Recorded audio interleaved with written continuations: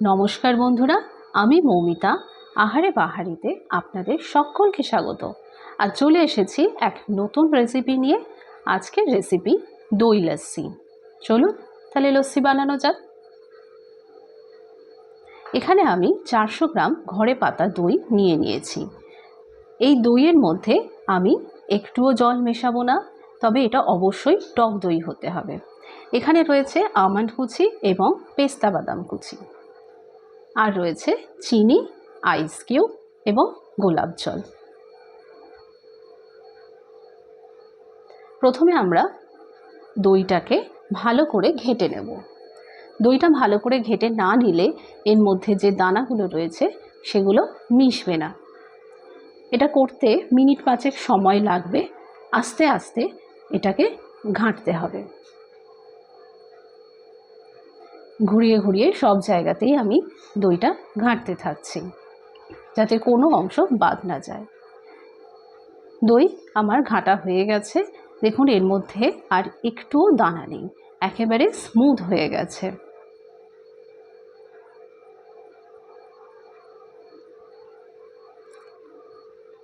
এবারে আমি এর মধ্যে দিয়ে দিচ্ছি চিনি। চিনিটা আপনারা আপনাদের স্বাদ মতো দেবেন। আমি এখানে 3 চামচ চিনি ব্যবহার করছি।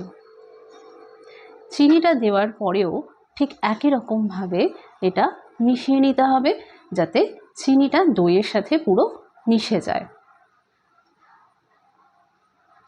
আস্তে আস্তে হাত দিয়ে ঘুরিয়ে ঘুরিয়ে এটাকে মিশিয়ে নিতে হবে। আপনারা চাইলে এই সময় মিক্সিও ব্যবহার করতে পারেন, বা চিনিটাকে গুঁড়ো করে নিয়ে পাউডার হিসেবেও ব্যবহার করতে পারেন। আমি এখানে দানা অবস্থাতেই ব্যবহার করেছি, তবে মিক্সি ব্যবহার করলে দইটা বেশি পাতলা হয়ে যায়। এবার আমি দিয়ে দেব আইস কিউব। আইস কিউবগুলো দিয়েও ঠিক আগের মতো করেই আবার মেশাতে হবে, যাতে বরফটা দইয়ের সাথে পুরোপুরি মিশে যায় এবং দইটা ঠান্ডা হয়ে যায়।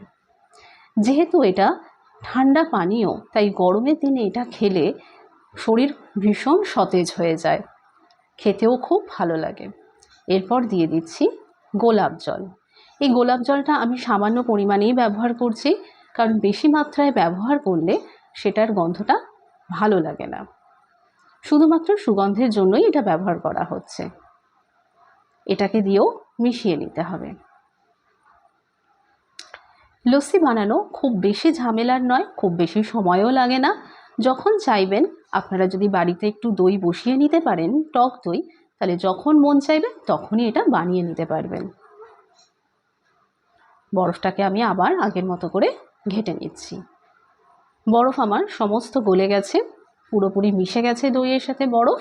এবারে আমি আস্তে আস্তে হাতায় করে মাটির গ্লাসের মধ্যে এই লস্যিটাকে ঢেলে নেব। আস্তে আস্তে ঢালা হচ্ছে। লস্যি আমার পুরোপুরি রেডি হয়ে গেছে, শুধু বাকি রয়েছে গার্নিশিং পার্টটা। আর একটা গ্লাসেও ঢেলে নিচ্ছি।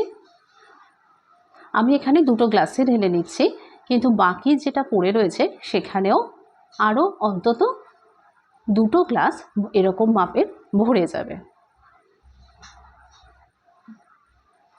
এবারে আমি এর উপরে আস্তে আস্তে আমার কুচানো পেস্তা এবং আমন্ড দিয়ে দেব। আপনারা যদি বাড়িতে জাফরান রেখে থাকেন বা কেসর রেখে থাকেন, সেটাও দিয়ে দিতে পারেন। এটা কেসর স্বাস্থ্যের জন্যও ভালো এবং দেখতেও খুব সুন্দর লাগে।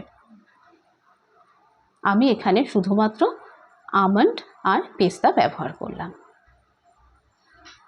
ব্যাস, আমার লস্যি একেবারে রেডি।